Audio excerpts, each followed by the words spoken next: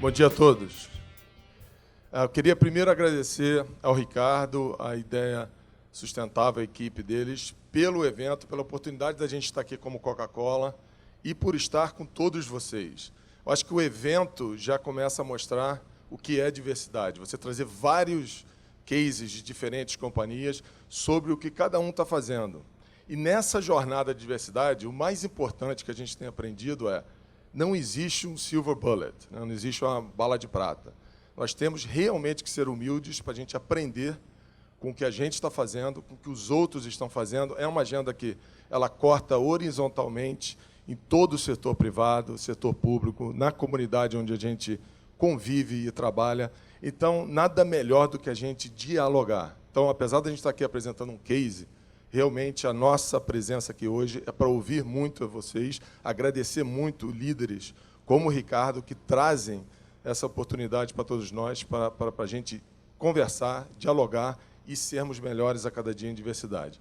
Dentro da Coca-Cola, vocês, como sabem, o produto Coca-Cola está praticamente no mundo todo. E eu, como executivo da Coca-Cola, tive a oportunidade de trabalhar em 4 dos continentes, em diferentes países. E uma coisa que a gente vê bem interessante no tema de diversidade é que os desafios são diferentes. Eles são inerentes ao que você vive no dia a dia, naquela localidade. Então, uma coisa que é fundamental dentro dessa conversa é o que a gente chama de viés inconsciente, que é o que você nem percebe que tem dentro do teu chipzinho ali da cabeça, quando você está trabalhando no dia a dia naquela localidade ou com o ambiente onde você convive, e que faz de uma forma natural você achar que realmente está fazendo a diferença. E, muitas vezes, apesar de estar trabalhando em várias frentes, isso não está efetivamente acontecendo no dia a dia. Então, esse é um lado que a gente vem trabalhando muito dentro dos nossos executivos na Coca-Cola, de como a gente ajudar a liderança a compreender quais são os vieses inconscientes que todos nós temos nos diferentes localidades, para que a gente possa estar mais aberto a absorver as oportunidades e desenvolvê-las de uma forma em que a gente realmente faça a diferença. Um exemplo clássico da Coca-Cola, também na história dela, dentro de todos os países que nós operamos, foi que nós sempre privilegiamos e queremos que os líderes sejam corajosos para fazer com que a gente use a força da empresa, a força da marca, a força dos nossos empregados para fazer o que é certo. Então, quando a gente pega um tema importante como foi a diversidade racial, nós fomos a primeira empresa global a veicular como protagonista uma modelo americana nas nossas campanhas globais. Isso é um exemplo global. Mas hoje aqui eu gostaria da gente falar um pouquinho mais do que a gente está fazendo no Brasil, olhando todos os desafios que nós temos no país, do ponto de vista de diversidade racial, do ponto de vista de diversidade de gênero, diversidade de escolha sexual, né, dos LGBT+, de deficientes físicos. Nós chegamos à conclusão que a gente tinha que ouvir mais os nossos funcionários para que a gente realmente passasse do que a gente chama de diversidade para inclusão. Eu adoro um termo que um dos nossos funcionários, numa dessas jornadas, colocou para a gente. Ele disse que diversidade é você convidar para o baile, inclusão é você tirar para dançar. Isso realmente só pode vir de quem vive isso, de quem é discriminado, de quem sofre isso na pele. Nós, como líderes, passamos por várias partes do nosso dia a dia trabalhando com isso, mas não tem nada mais genuíno do que você escutar quem está atrás da causa, quem realmente quer fazer as coisas acontecerem. E aí nós criamos o que a gente chama liderança para o futuro, comitês dentro de cada uma dessas etapas de diversidade. Então, nós trouxemos diversidade racial, trouxemos diversidade LGBT+, e por aí vai. O mais importante é que a gente colocou isso de forma voluntária. Os empregados se voluntariam para fazer parte desses comitês ele é regido por RH e por mim. Então, esse comitê reporta diretamente ao presidente e ao RH, mas eles têm total liberdade para escolher quem vai estar fazendo parte, é cross-funcional, a hierarquia também permeia de uma forma bem voluntária, e eles têm total autonomia para propor, para discutir, para avaliar se nós estamos realmente fazendo o que é certo, como foi bem colocado aqui. É o mínimo que nós podemos fazer. E isso faz com que a gente vá melhorando dia a dia. Na semana passada, a gente teve a Semana da Consciência Negra, e foi muito bacana para a gente, e eu acho que é isso que nos enche de orgulho, como líderes de empresas, de ver que cada vez mais nós temos exemplos, não só das nossas empresas, mas de outras, fazendo a diferença. E todas que apresentaram lá tinham esse detalhe, que as grandes ideias vêm das pessoas que sabem o caminho de fazer diferença, de escutá-los. Eu acho que isso é um dos pontos fundamentais. Vocês vão ver aqui hoje, é um caso que a gente colocou dentro da diversidade de escolha de preferência sexual, que foi, no ano passado, um desses comitês, o Luciano vai falar para vocês rapidamente, a gente teve a grande oportunidade de, ao escutar ao comitê, eles tomaram a decisão de ir com uma brincadeira, traduzindo uma piada que é discriminatória, né? Que era, vocês já devem ter escutado isso no passado, essa Coca-Cola é Fanta, e eles tiveram essa ideia de falar, vamos fazer disso algo afirmativo em relação à diversidade. Foi decisão deles. E colocaram essa latinha escrito, essa Coca-Cola é Fanta, e daí? E tomaram a decisão de a gente colocar isso internamente em cada andar. Porque não tem nada mais inclusivo num prédio da Coca-Cola do que a geladeira da Coca-Cola, certo? Você tem todas as marcas lá. Então, quando a gente colocou isso, a gente estava querendo realmente fazer ideia deles de make a point, de que, e daí? E o mais bacana disso é que um dos funcionários postou no Facebook, e a partir dali começou a bombar o negócio. Não era campanha de marketing, era genuíno, como tem que ser.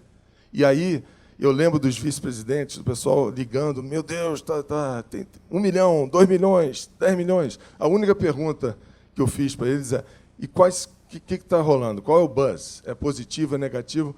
90 e poucos % eram positivos.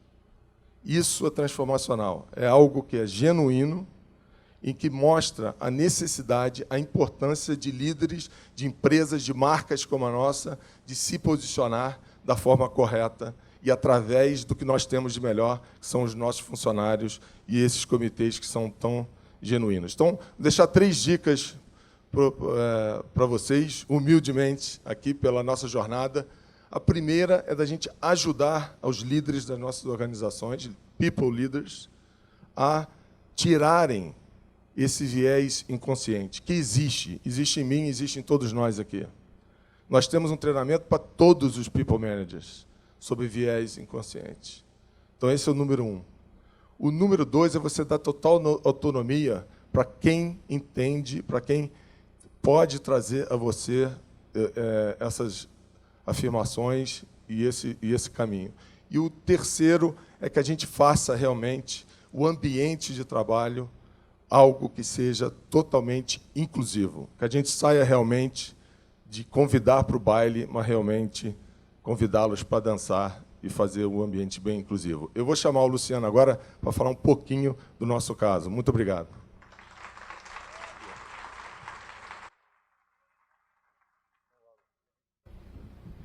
Bom dia, bom dia. Vou falar bem breve, meu nome é Luciano, eu trabalho na Coca-Cola tem 13 anos já. E como essa história aconteceu, né, com o meu testemunho pessoal? Fui convidado pela VP de RH para fazer parte para abrir esse comitê. Isso já foi uma grande transformação para mim, porque, diferente de casa, eu não fui questionado sobre nada. Eu fui convidado para saber se estava tudo bem. Primeiro, para falar que estava tudo bem, não teria problema nenhum, que eu era uma pessoa muito bem-vinda e tinha muito orgulho de mim. E para saber, assim, se de fato a empresa estava fazendo alguma coisa, ou deixando de fazer, ou deixando de considerar alguma coisa que era importante para nós. Então, isso já foi extremamente libertador. E essa é a ideia dos comitês, né? E com isso, eu fui atrás de colegas meus, que é um pouco mais difícil, né, na parte de diversidade sexual, que você tem que ter uma denominação, né, você tem que se autodeclarar, né? Não dá para sair fazendo caça a quem, né, as pessoas fazem os seus outcomes, né? E a gente foi convidando, eu fui convidando, e a gente começou a fazer uns encontros pós-trabalho, onde a gente falava das nossas questões desde lá da infância. Então, a gente passava por todos os traumas, os pain points, em todos os ciclos da sociedade por onde a gente passou até agora, para poder entender onde aquilo ali pegava e onde a gente poderia contribuir para a companhia, para todos nós, para o ambiente e para a sociedade, que era o mais importante.